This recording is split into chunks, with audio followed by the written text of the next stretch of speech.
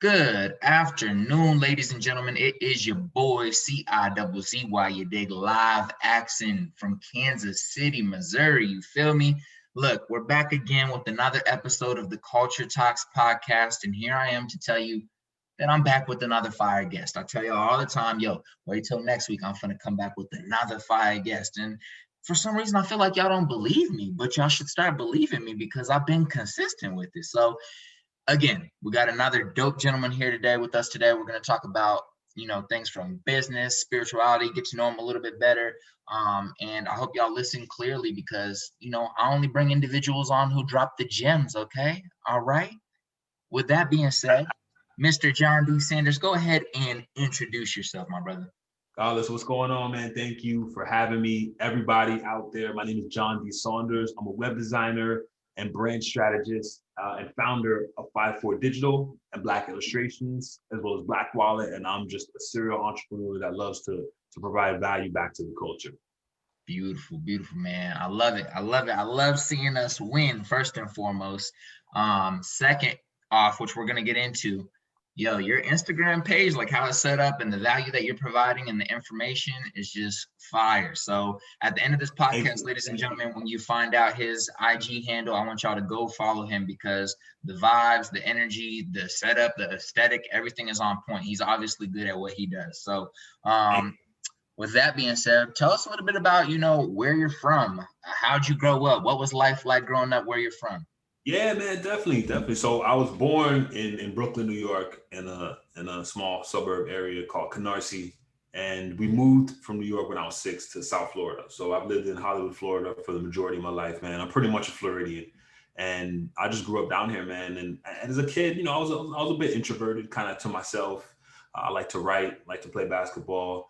And I was a pretty quiet kid. So for me, I was always wanted to create like a creative outlet or develop these creative skills. And so I started writing at a young age. Mom would always say before we could go outside, you got to read a book, you got to do some educational stuff before you do. And I got into reading and writing at a young age. And so, kind of moving up through life, I went to school down here in South Florida at FAU, at a college down here for communications. In regards to the degree, man, I was just like, let me just get this degree, make my mom happy, and just, keep moving with my life. And so in college, I discovered like web design and WordPress. So WordPress, as we all know, is a content management system that you can use to build out websites without having to know a deep level of code. So you can really get by with HTML and CSS. And I built out my first website for my mom, who was a teacher. It was an online tutoring platform that we built out through WordPress. And I learned through YouTube and just watching videos. And the biggest thing for me was taking this idea and making it something tangible that we could then provide to an audience who could fill out a contact form, reach out to her. And that was almost like my epiphany. And the switch was flipped where I was like, yo, I love this digital world. I want to get more involved in it and develop my skills. And so by then I was 19, 20. I was working at Bank Atlantic, which is a bank here in South Florida, as a teller. And then I moved up to personal banking. And that's when I really just tried to couple my financial literacy with web design. I tried to get into the marketing department. They would not hire me. So I ended up doing 2 internships down here. And back then, internships were free. You're getting coffee, you're staying late. So it was really a grind and I wasn't getting paid. But that allowed me to finally land a job in an agency. That was a small agency, maybe 5 or 6 people here in Fort Lauderdale, which is about 30 minutes north of Miami. And while working there, man, I always tell folks, if you want to get into an industry, if you want to learn something, it's always good to practice. But working for someone and learning from someone and taking those tangible skills and applying them to your further self-development is key, because you're able to essentially get paid to learn on someone else's dime, right? You're getting paid to learn and develop your skills on the job. You can learn from your bosses, your peers, and it really helps you develop your skill set while getting paid to do it. And so I spent about 4 years there, and the CEO really helped me, man. I was learning Facebook ads, SEO, web design, all these different things, taking these programs, getting these certificates. And, I gave it my all. And about 4 years in, I decided to branch out on my own because I wanted to start my own business. I wanted to be my own an entrepreneur. And I had never gotten into entrepreneurship before.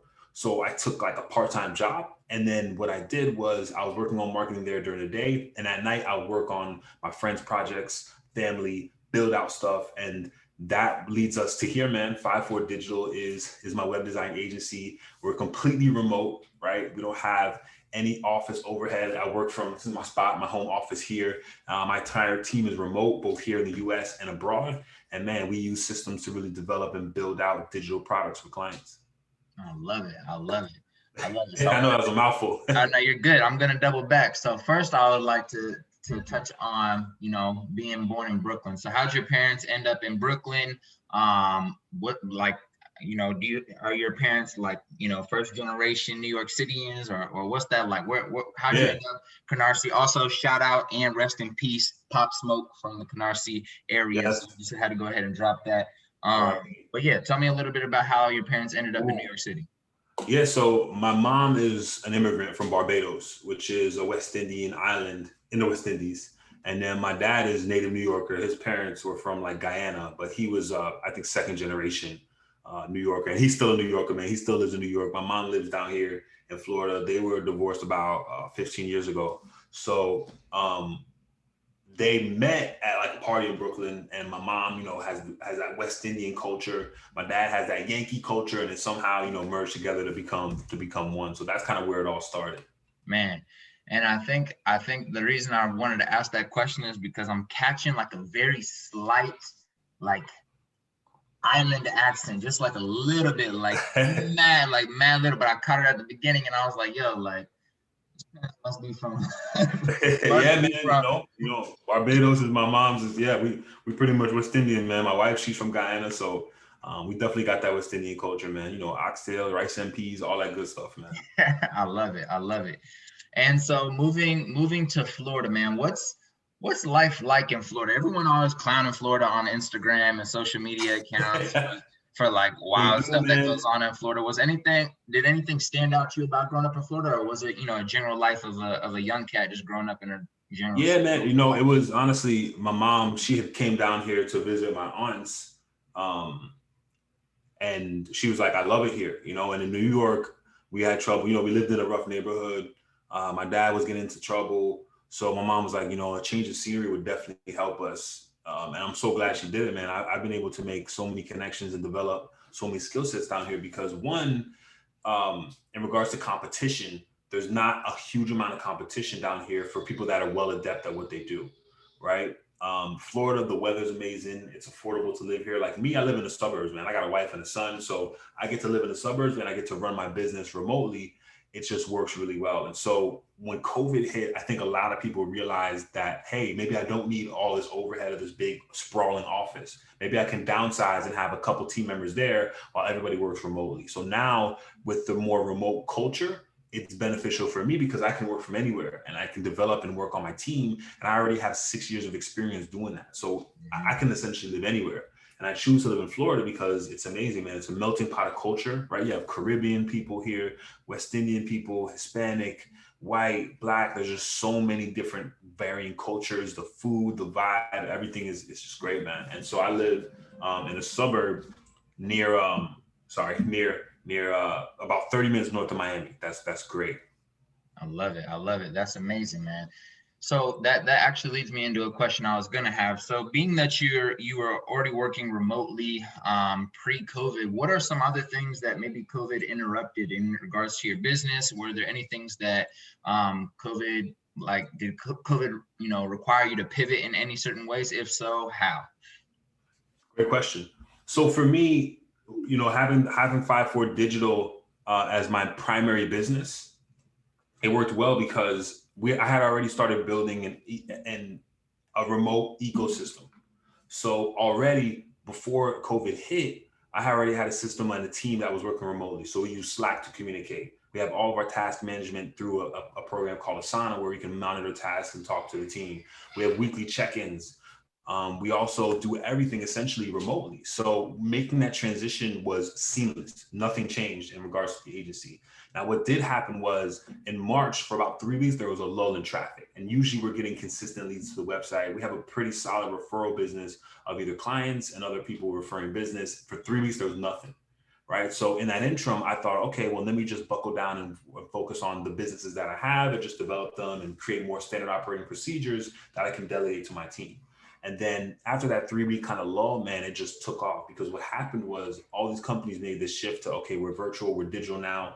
Everything needs to move towards digital. So what do we need? We need branding. We need a new website. We need analytics. We need to start tracking all this stuff digitally. So then it's an influx of traffic to us saying, hey, John, we need this built out. Hey, John, we need this built out. So we built probably 12 to 15 design contracts and development contracts. The great thing is my team was already virtual. So the ecosystem was built. So we're knocking out projects as we move forward and go. And, during that time, we were working on a few projects, and I was trying to find illustrations of Black people, like digital kind of animated illustrations of Black people. And bro, I couldn't find anything. Like I find one image and it might be like maybe just a white person that was darkened, that still has like straight hair. They didn't have like a lot of features that we had. So I was like, we have the team, we have the structure in the business. Let's launch our own illustration platform. So that's when I launched blackillustrations.com, man. And that it was insane. We had 10,000 downloads within a few weeks. Wow. We've already had 700,000 people visit the website, over 50,000 downloads. So all in the span of about 5 to 6 months, it's already become a 6-figure business without even having to do a lot of paid promotion, because the product was so solid and we provided a lot of free value to our audience. People were grabbing it like wildfire. Man, and on top of that, I think like the great thing that you pointed out is just that you try to find something. And this is like for any potential entrepreneurs out there listening, like it's not simple, but the best way to look at, in my opinion, starting a business is literally finding what's missing, finding what's not there, finding a problem, and then literally just filling that gap. And I think that's exactly what you did right there. You were seeking out something. You noticed that there was a lack of that out there in the world. And you were like, well, shit, I already have the team. I already have what I need to build out on this. And then you were like, well, let's do it. And you did it. And like you just said, numbers shot up immediately, because I think that was probably obvious to a lot of other Black creatives or individuals who aren't creatives, who just needed Black animation. And they were like, oh, wow, now I have a source. You're the source that wasn't there, but you filled that gap. So anybody that's an entrepreneur listening right now, or wants to be an entrepreneur, or wants to start a business, start there, start there. Try to find what's missing it. Like, look at your day-to-day life. What's something that's like a problem? You're just like, dang, this is always in the way. Dang, I can never find this. Dang, this is a struggle. And then see if you have the skills or the team or the network to put something together to fill that gap. So thank you for sharing that. That's fire. Yeah, no, of course. And right there, you kind of gave us, the problem and then the solution and how you started that part of your company. But with 5-4 Digital, can you tell me, like, at the beginning of that, what was the problem you were trying to fill? Why did you decide to start that company? What inspires you to do that? Yeah, so I've been working at the agency for about 4 years. I started there just doing social media, writing some HTML for websites, and then I ended up becoming marketing director. So I was overseeing the team. We were working with clients like Audi, Range Rover, Ford. Those were our clients, and we were doing the marketing and strategy for the dealership level. So I wanted to branch out of that industry because we were just automotive clients, and I wanted to help local businesses, nonprofits, startups primarily, because that's the space that I really thrive. So I launched the agency, and the biggest mistake I made when I launched the agency was we were full service. So we did SEO, we did search engine marketing, we did Facebook ads, we did Google ads, we did web design, we did web development, we did social media, we did everything, right? And this was just me starting out by myself. So I was doing all the work, doing everything, working 16-hour days. My wife, she's, what are you doing? You're working all the time. You have no chance to kind of do anything. And so the biggest issue was, damn, I don't have time for anything. So then about 2.5 or 3 years in, my wife got pregnant. And that's when it really hit me, where I'm like, yo, I can't live like this. Like, I can't work 16 hours a day and not spend time with my wife and son and develop this life. So that's when I literally sat down and I started to write down every single step of every single procedure we were running in the business. For example, how we set up Google Analytics, how we do a website audit. I literally wrote down every single step in the process, and then I recorded myself doing those actions. And then once I started to have these standard operating procedures in the business, I started to hire and delegate these tasks to team members. So I hired a virtual assistant first, and I hired a project manager. And then, I would hire these people usually on a project basis. So as we got projects in, I could hire them as an independent contractor. And then if we worked out, then I can bring them in on part-time, full-time type of vibe. So it was really a vetting process of getting that done. And man, once I started to delegate, I saw it free up my time. And now I can focus on big picture, on growing the business. And at that point, I was like, listen, we're doing too many things at once. We need to really own in on the main things that we do really, really well and just provide that service. So we got rid of everything else. And now we literally do three things. We do web design, web development, branding. That's it. We don't do social media. We have strategic agency partners that we can give, that we can collaborate with. And once a client's project is done, or maybe we're working together, and then once it's done, we give them all the pieces that they need. But ultimately, what that does is that lets us focus on the main aspects of the business, and we can systematize everything.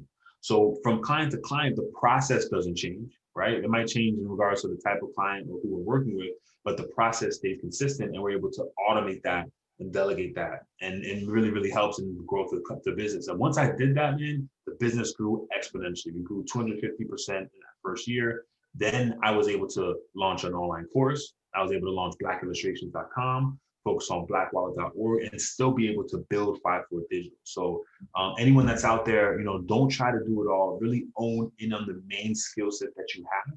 Leverage that skill set, learn as much as you can, absorb as much as you can, and then begin to build a process and delegate it to start building out your team and free up your time. I love that. And speaking of building out your team, so you kind of broke down how the process of you writing down the each operation, and then how you delegated it. But when it came to like the hiring or finding these people who could do this, what did you do? Like, what websites are you looking for these people to hire off of? How did you put your team together? I guess is the question. How did you put your team together? Like, actually, like, for people out there who are maybe where you were a couple of years ago, and they're like, dang, like I'm overloaded with work, I need a team. How can they do that? Yeah, the first thing you do is, of course, build out your operating procedures. That's before you hire anyone, because the worst thing you can do is hire someone and then day to day, like, hey, just do this task, or hey, just do this. You want to have you want to have a set up structure for everything that they're going to be learning, because it's going to be easier for you to delegate that. Next step is to really think about the tasks that take up the most of your time, that are not like essentially like thought-provoking, maybe like the busy work or the things that take a lot of time that you don't necessarily have to be spending time on, that you can create a system for and delegate. And then the first site you want to go to is, if you want to have people do like more like busy work or virtual assistant type of jobs, like checking your email, organizing lists, doing research, you can go on a website like onlinejobs.ph or Upwork, and you can find really affordable offshore virtual assistants. You can pay them about $4 to maybe $8 or $9 an hour, depending on their skill set, to help with those projects. The great thing is you don't have to hire these individuals full time, right? You can vet them, you can work with them, and you can give them a couple projects and see how they do. Based on that, then you can kind of increase that workload and really start to collaborate and build your team that way.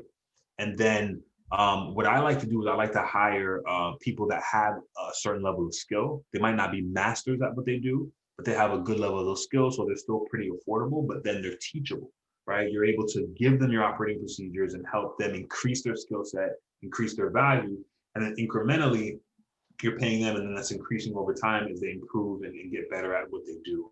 And so some great platforms for that are onlinejobs.ph. That's for finding offshore team members in like the Philippines. That's great for like virtual assistants. There's Zirtual, where you can find US-based virtual assistants here in the States. There's Upwork. I mean, I found people in Nigeria, in the Caribbean, in India, in the US. There's so many opportunities. So now with the world economy, you can basically find people that fit the best bill, and they don't necessarily have to be in your same zip code. Love it. And so you mentioned some systems like Asana and Slack that help you, I guess, organize and communicate. Is there anything else that you use in regards to communication with your team members or with your virtual assistant? Oh yeah, I got tons. So I'm pulling on my tech stack now. So one, markup.io is a great collaboration tool. It's absolutely free. You can basically upload web designs, logos, and then you can leave comments, and your team can leave comments as well. So it's almost like a platform where you can communicate regarding specific projects. That's one of my favorites. Next one, Airtable. Think of Airtable as a spreadsheet on steroids. Like, you can organize content, filter content. One of my platforms, illustratorhub.com, which is a free website for finding Black illustrators, runs on Airtable. So check that out when you can. My other favorite tool, this is by another Black founder. This company did like 60 million last year. It's called Calendly, That's what which like. is, I like yeah, I like Calendly is, that. that's like your calendar on God mode, man. It's super dope. And then a few other ones are Podia, which is a great education platform. I have about 200 students in my web design accelerator course where I teach other web designers how to launch and scale their agency. We use Podia to manage that. Great. They don't charge a 5% fee, really affordable. And then maybe one more I'll do. Zapier is a great one where you can integrate different tools together, different apps, and have them perform specific tasks. Like, for example, someone fills out a form on your site, it'll automatically send them a follow-up email, drop it into a database type of thing. So those are some of my favorite tools that I use daily. I love that. And those are just things that you've developed over the years that you found were helpful. And so you integrated it into your daily process and things of that nature, right? Exactly. And the great thing about it, because we don't offer a ton of services, we don't need a huge tech stack, right? We only need a few. Oh, last one I want to mention is Webflow, which is a website builder. It's crazy. In my opinion, it's better than WordPress, better than anything out there. And you can build custom websites in record time. So Webflow, definitely check that out too. I love that. I love that, man. Well, you've been providing gems so far. I just want you to know. I'm trying, man, trying to drop some bars, you know?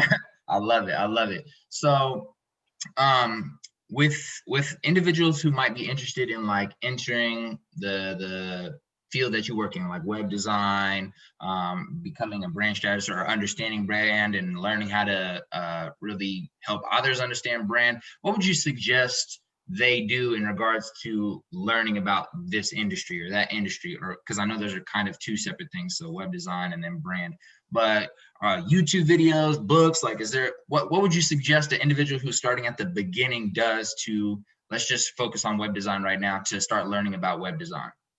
Yeah, there are so many free resources now. Here's my thing. I spend a lot on self-development, on courses. Like, I literally spent not much this year, but I maybe spent like $500 yesterday on just buying courses and learning to develop my skills. So for someone starting out, like, you know, with me, when I started out, I didn't have much cash. I didn't have much expendable cash. I had to get it done. YouTube is a great resource. There's tons of web designers on there. Rand Siegel is probably one of my favorites. He works primarily in Webflow. So you could just YouTube specific things that you're trying to do. But I always tell folks, if you're trying to get into web design and development, first thing you do is talk to your friends, your family, any entrepreneurs that you know, and say, hey, I'm starting up my business. I need to start building case studies. Can I build out your website for you? And then maybe charge them at cost, or maybe do it for free, or maybe do it at a discount, you know, however works best for you. But start to build out those case studies, because the best way to do that is to learn in the process. Next thing is to read as many books about user experience, which is UX and UI, user interface, to really learn how people think. Because the biggest thing is anyone can build a beautiful website, right? It doesn't take a lot to build a nice looking website. The biggest thing is you want that site to convert. So you want that user experience to be able to cause them to create an action in the user, meaning they fill out a form, they call you, something. So you need to learn how people think and the ways that they interact with technology. So some great books, I'm looking at my bookcase right now. One great book is Creativity Inc. There's Don't Make Me Think is another great read. I'm just looking at my web design books. Digital Minimalism, let's see. Feel Like an Artist. And then there is my favorite YouTube channel, period, for designers, creatives, is called The Future, without an E at the end. So it's The Future without an E at the end, and it's run by a guy named Chris Do. They provide a wealth of content for free. They also have premium products. So it can be overwhelming. So I always tell folks, just focus on helping one person at a time that you know, help them build out their design or their website, and then kind of go from there. I love it. I love it. So for you personally, do you kind of have like a, sorry, forgive me for my lack of knowledge around the language to use, but no, you're fine. Do you have like a funnel of like how you kind of draw in customers? So like Instagram content, from there they're gonna go here, and then from here they're gonna go there. If so, can you maybe drop it? I don't want you to release too much information. Oh, nah, man, I'm an open book, bro. Anything you ask me, I'm open to it. So for me, I'm lucky enough to, after, this is the first thing, when I launched the agency, all the other agency owners were like, John, you're giving away too much free information. You're telling people what to do. Now, why are they even going to collaborate with you? Why are they going to work with you? But I thought that I'm not a real sales guy. The way that I sell is by showing you, hey, these are the things that I know, and here's how you can use them to apply to your business. And so in the beginning, man, I'm telling people, hey, here are the things you need for your website. Here's a checklist, the checklist that I use. Here's the process that I go to build these out. So what happened over time is value always compounds. When people see value and you're providing value consistently, they're seeing who you are, they're knowing what you do, and you're becoming a thought leader. So when people think of web design, people think of branding, who are they going to think of? John. Who are they going to think of? 54 Digital, AB, our design lead. So when they're thinking about that, you're becoming top of mind. So you're in circles and you're in conversations you don't even know you're in. And what happens over time is might have one person that follows you on Instagram that sees your content consistently for a year and a half and they don't work with you. But they might tell somebody to work with you or collaborate with you. They might be in a circle where they're having a conversation. They're like, oh, I know a guy on Instagram. He shows his work. He shows what he's working on. His name is John. Reach out to him. And then boom, you have a $15,000 web design contract, right? For someone that doesn't even know you, but they know the value that you bring. So I always tell people, create value upfront and don't look for that immediate return. Build the content upfront, build that value, watch it compound over time. And then you get to the point where you don't have to, like, I don't run ads. I don't do the only ads I run are for my courses. For me and the business, we don't run any ads. And now we do web design. We have a specific set amount that we'll work with, and we only work with startups. So that's pretty much our stipulations. And we're able to secure 5 to 7 leads per week. Wow. I love it. I love it. I love success. I love that. Thank you. So let's see. There's like so many questions I want to ask. So can you kind of break down what brand is? A lot of people hear about brand all the time, you know, like as the social world gets stronger and stronger and people spend more and more hours on the internet, all they're seeing is following all these motivational guys or gurus on the internet, and they hear the word brand this, brand that. It's about brand. It's about branding. What the hell is brand? and why is it so important? Yeah. To keep it simple, man, branding is essentially how a potential buyer or user perceives or sees a brand. So it's the type of feeling that they get when they collaborate with the brand. It's the overall look and feel of your brand and how people perceive it in their eyes. That's pretty much the overall kind of thought process behind branding. And now, to create a solid brand, you need to have a few things. You need to have a consistent voice. You need to have a color palette and a logo that are both matching and aesthetically pleasing to the eye. You need to make sure that your copy and the imagery that you're creating is consistent with your values and what you want to bring to your audience. And so all of that comes together as a culmination in what's called a brand identity. And so a brand identity can be your vision for the business, your competitors, right? Who are your top competitors and how do they fit within the brand? Your color palette, how your logo looks on specific materials, social media collateral, all that can be coupled into the brand identity. So essentially it's how others perceive your brand. I like that. I love that. I love that. Great way of explaining it. Man, so we've talked about the businesses you started. We've talked about systems, operations, books to read, how to develop some skills in these different industries. We talked about a little bit about your upbringing. So now I kind of want to jump into a little bit more about, you know, maybe how you live your life in terms of just day to day. So I know mental health has been a conversation that people will talk about consistently and constantly throughout the COVID period, because a lot of people have been, you know, being affected by it even in higher degrees. So can you talk a little bit about how you maintain your own mental health, how you've done that through COVID, and just in general, how you stay stable and cool so that you can still, you know, take care of yourself and also your family without getting overwhelmed or crazy or anything, right? Definitely. You know, I'm candid, man. It's hard some days. You know what I mean? It's really hard, especially the year before last. My mom got really sick. She's been recuperating, but you know, us being so close knit as a family, you know, that's pretty much how we spend our outings. You know, we have family dinners, we have people over. It's mostly a family type of dynamic, right? And so that kind of threw me off. And then with COVID and all these things going on with people that are close to you and friends and all these people getting sick, man, it takes a toll. It definitely does. So for me to kind of unplug and unwind, the best things, the best ways that I do that are, one, spending time with my wife and son. That's always priority, man. I don't work now more than 7 hours a day. I used to work 12, 14, 16. And when I started to create processes and delegate, I'm able to free up my time more, where I can focus on, okay, this project looks good, and just kind of working with my team. So I'm not the one designing and developing anymore. I'm the one coming up with the concepts and big picture ideas, and then I'm delegating all that stuff. So now I can work 6 to 7 days a week. I'm sorry, 6 to 7 hours a day broken up, and I can spend time with my son and my wife and really have that life balance. And some things that help me are, man, just eating right, making sure I'm eating breakfast, eating lunch, eating dinner. We use HelloFresh, which is a pretty cool service where they ship you like all the ingredients and everything, and you can cook, because we try to think of ways, okay, how can we leverage the money that we're making to free up more time? And that's just another way to free up more time, right? We use Instacart, we use HelloFresh. That saves time from going to the grocery store, where now we can sit down and watch a movie, or we can sit down and have dinner, or work on this fish tank that we've been putting together. So for me, I think of ways, okay, how can I use this income that I'm making to free up more time? Another thing that we did since COVID was we converted one of our rooms to a gym. So now, boom, as soon as you wake up, you go down to the gym, you get your workout in. That saves me another 30 minutes actually heading out and going to the gym. That saves me time in regards to investing, driving back and forth. So that's another way that helps me kind of level myself. And then a couple other things, man. I love to read. You can see my bookcase right here is growing right there. Love it. Yeah. I'll share some of my favorites. And then meditation is key too, man. I try to meditate 10 or 15 minutes a day.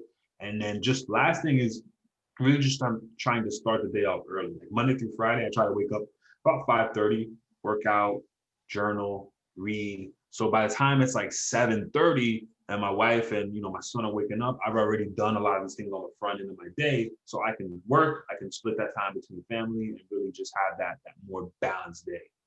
I love it. Man, vibes, bars, gems. I love it. Man, okay. My man, so not trying to be funny, but when did you decide to go bald? You been bald all your life? Listen, man, this was not a decision, bro. I had to do it, man. Listen, if I grew my hair out right now, I look like Jordan Jefferson. No cap. No hair grows right here. It's like literally like slick, man. So, man, I started losing I'm not one of them guys that's gonna hold on to my hairline when it's back here, man. I was just like, you know what? I gotta let it go. So I was like 24, 25. I started losing my hair, man.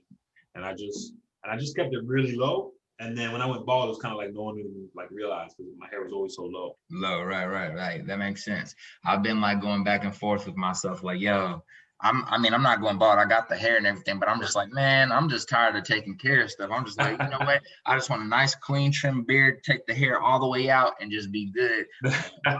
I'll wait a couple more years. Hey, man, listen, you can make the decision. You don't have to, you can wait. You can be patient.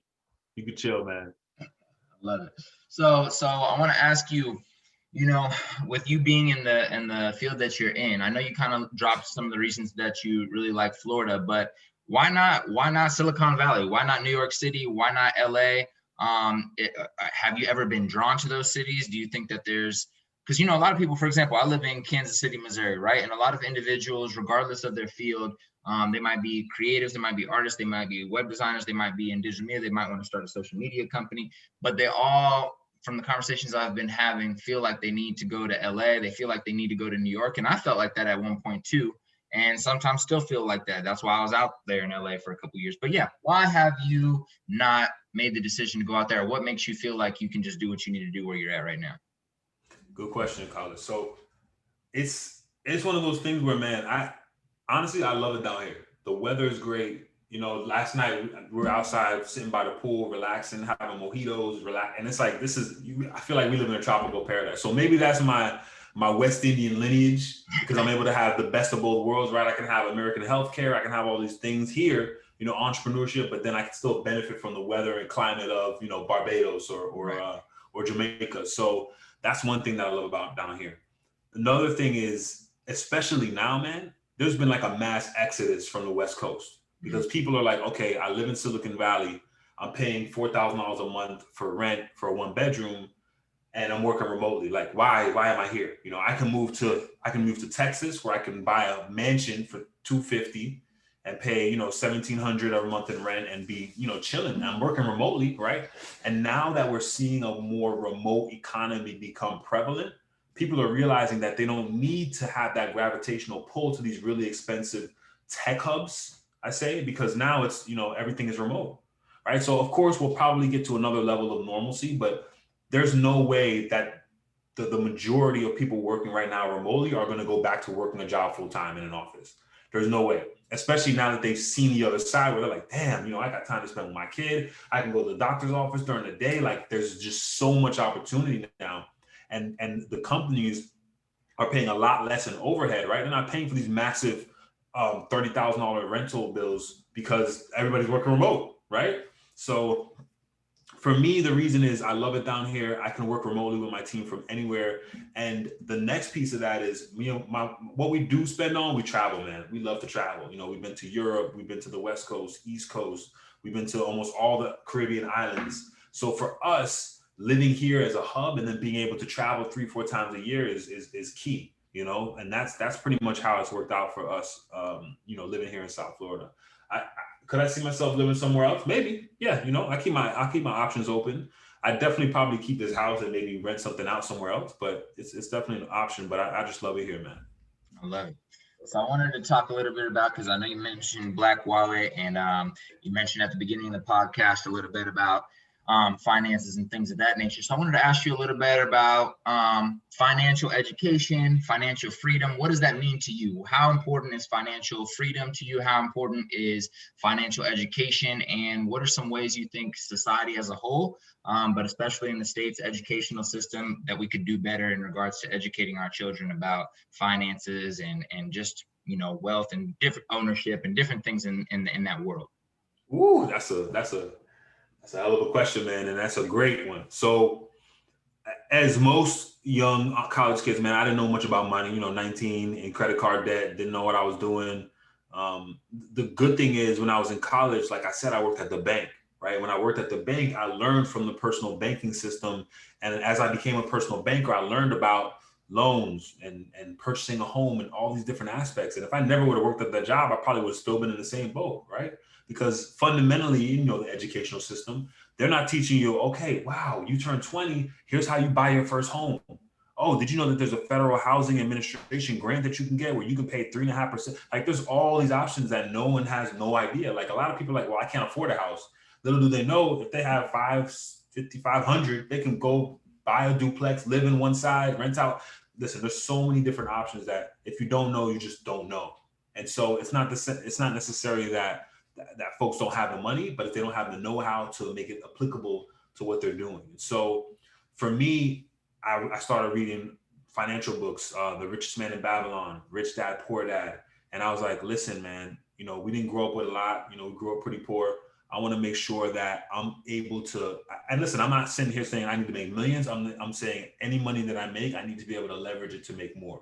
Because a lot of people don't realize is that you don't need a ton of money to make money, but you do need to have financial literacy to create generational wealth. So at that point, I was doing well enough where I was looking at on websites like NerdWallet and Penny Hoarder and learning from these tips, right? I mean, I purchased my first home and my mom's first home before I turned 27 because I was just saving and making sure that I was getting and finding these deals online. And so that's when I was like, I feel like there's a lot of financial literacy out there, but it's not a lot that talks to our community.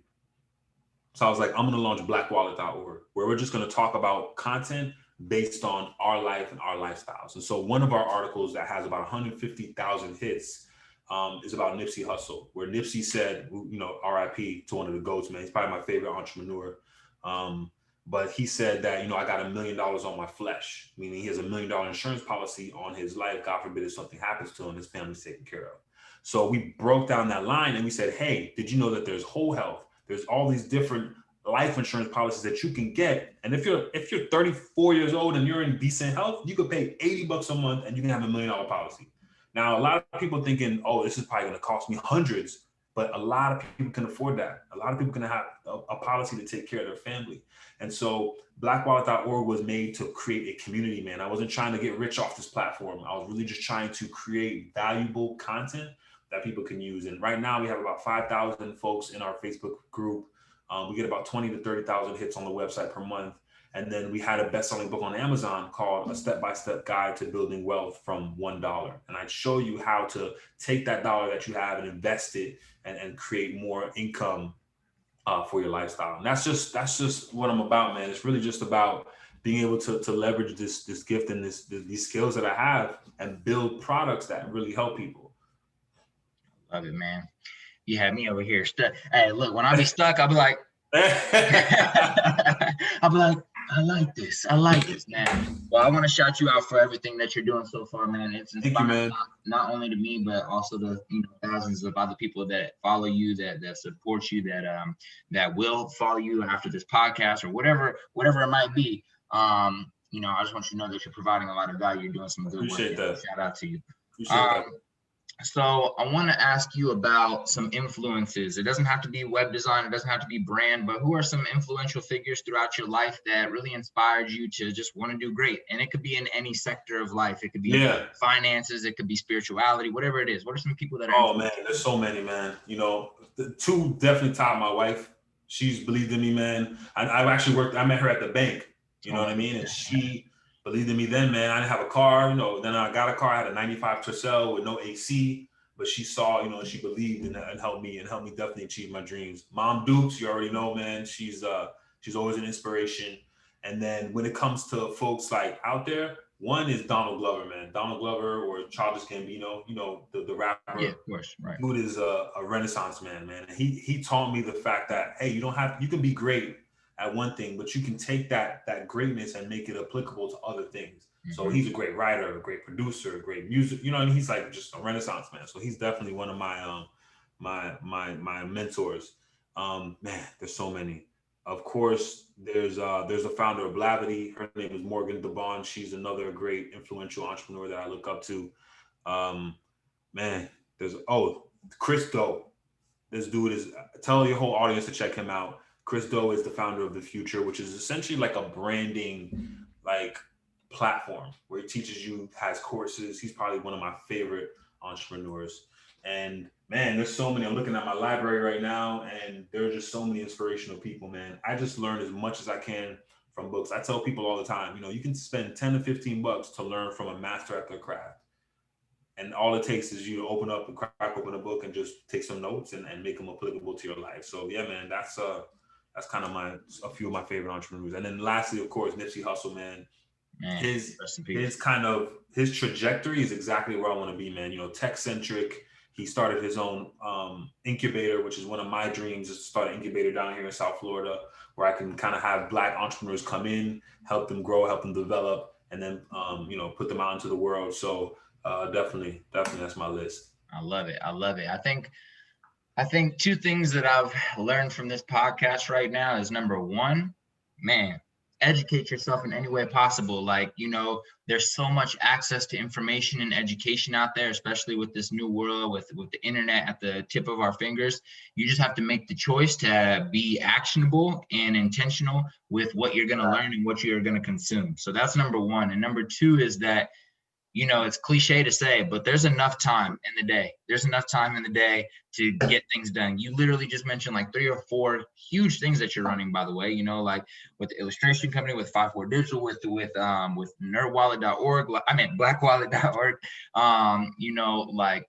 running having a family, trying to be a leader in the community. There's so much that you're doing, and you're still making time for, little baby podcasts. You know what I'm saying? Oh, no, man. This is what it's about. This is why I do it, because I'm able to have time to have some conversations like this. But this is what it's about, man. And when you lose sight of that, then what's the point? You want to be able to reach people and help them. And if one of the things that I said sparks an idea in someone, I did what I was supposed to do. Facts. I love it. Well, I just wanted to say those few things. All right, I have a two more final questions. Yeah, we good, man. We chilling. Blessings. Okay, so next question is, if you could choose one other like industry or field to like jump into, even if you don't have any knowledge on it right now or anything, if you could choose one other thing to just like randomly jump into at this point in your life, if it obviously made sense, what would it be? Oh, without question, film. I'm like, bro, I'm like a huge movie buff, man. I'm big into anime, movies, TV shows. Like, my dream is to write a sci-fi novel. Well, I'm working on it now. It's to write a sci-fi novel that gets turned into a movie. Like, that's one of my goals, man. So I'm a huge movie buff, and I always tell my wife, I'm like, listen, once I'm done with this like web design and digital stuff, I'm moving into the film industry. So that's definitely a no-brainer. I love it. I love it. And this wasn't part of my questionnaire, but now I kind of want to ask because you've mentioned your wife a few times throughout the podcast, and I love it. But I want you to talk a little bit about maybe some important principles that you follow or keep close to your heart when it comes to relationships and keeping a healthy and loving relationship, and how important that is to life, to just growth here on earth, man. Absolutely.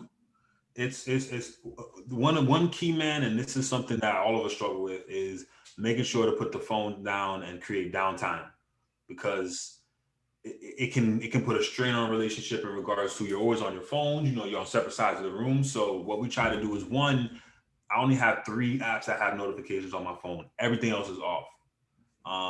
That helps me alleviate picking up the phone every 2 seconds and checking it, and it makes it a lot easier. And then just having time with your significant other or your family outside of sitting down and watching a movie. Maybe you go out to eat, or maybe you stay in to eat, or like yesterday we went to the pet store and we got all the stuff for our fish tank and we're talking to the guy, and just having those type of moments are crucial, most definitely. But I think that a lot of people, we always put emphasis on work. You got to hustle. And it's important, right? It's to a certain degree. But we shouldn't define ourselves by the work that we do. We should define ourselves by the change that we create in the world based on the work that we're creating, or based on the things that we're doing. So I always tell folks it's okay. In my industry, we're not saving lives over here. You know what I mean? We're still making tangible products that help people and help them develop. But there's more important things to life than just work. And ultimately, your career, the things that you're doing, are a means to an end. That end being success in both your life and the life of those around you. I love it. I love it. I love it. All right, so it's your last day on earth. All right, it's your last day on earth. You've lived a long, healthy, successful, loving, great life of leadership and just lots of beautiful things, right? But it's your last day. Your great grandkids are sitting at your feet looking up at you, and everything you've ever done has to leave earth with you. And so there'll be nothing for them to look at. There'll be no internet, YouTube videos of you to watch. There'll be no Instagram, some things of you to watch for your great grandkids, but they have to know how to live life. So what's your one piece of advice that you're going to leave with them before you leave earth on how to live life? Just to genuinely be a good person and do things because you want to give back, and not because you feel like it's going to, result in you getting something in return. So I say, live life selflessly and do so in a way that you're giving back to the people that you know and your community without looking for anything in return. That might be hard for some people to absorb or digest, but I truly believe that's the truth. I love it. Before we leave the Culture Talks podcast today, I want you to share with the listeners top 3 hip hop albums that you've experienced throughout your life. Oh man, what? That's a hard one now. That's a hard one. Okay, so all right, one is, it gotta be The Life and Times of Sean Carter. A lot of people don't know that that's like one of my favorite Jay-Z albums. That's one. Watch the Throne is probably one of my favorite albums ever, man. Just flawless album. I'm trying to think, man. That's probably my number one, Watch the Throne, actually. And then, man.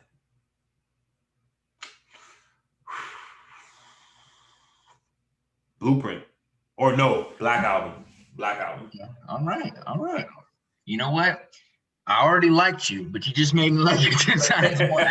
He gave straight Jay-Z. I love it, you know. And the funny thing is, man, every time I ask somebody that I find inspirational that just provides a lot of value, it's very actually kind of weird that this is the case. But every time I ask somebody like their favorite albums, like at least 2 of the top 3 are always Jay-Z, which kind of says a lot to me about Jay-Z, because Jay-Z kind of reminds me of like a Nipsey Hussle. Nipsey Hussle really, I mean, obviously Nip. Learn from Victory Lap is in my top 5, man. It's definitely a flawless album as well. Man, but like just how they lead their life, and you know, from the progress that they went about through the process of life is just beautiful and is inspiring. It's kind of like, I know I'm not going to be a rapper, but everything outside of that, I'm trying to be like, you know, I'm trying to take from them and learn and apply. So I love that you said that. Man, thank you again for your time today, man. I know that you didn't have to dedicate the time, but I'm glad you did. You provided a lot of value. Likewise, man. I'm glad I could. Hey, major blessings. Before we hop out of there, can you leave your social media accounts, website, where people can find you at, and how they can support you? Most definitely. All right, y'all. So you can find me on IG, Instagram. I'm probably the most active. That you can find me at John D. D's and Dogs Saunders. So John D Saunders. You can check out my personal website and join my email list. I drop weekly gems on johndssaunders.co. That's .co. And lastly, if you want to check out the agency, just check out 4digital.com. Love it, man. Y'all and then blackillustrations.com and blackillustrations.com if you're looking for free illustrations for your digital projects. And then if you need just financial literacy help or any tips, tricks, check out blackwallet.org. My bad.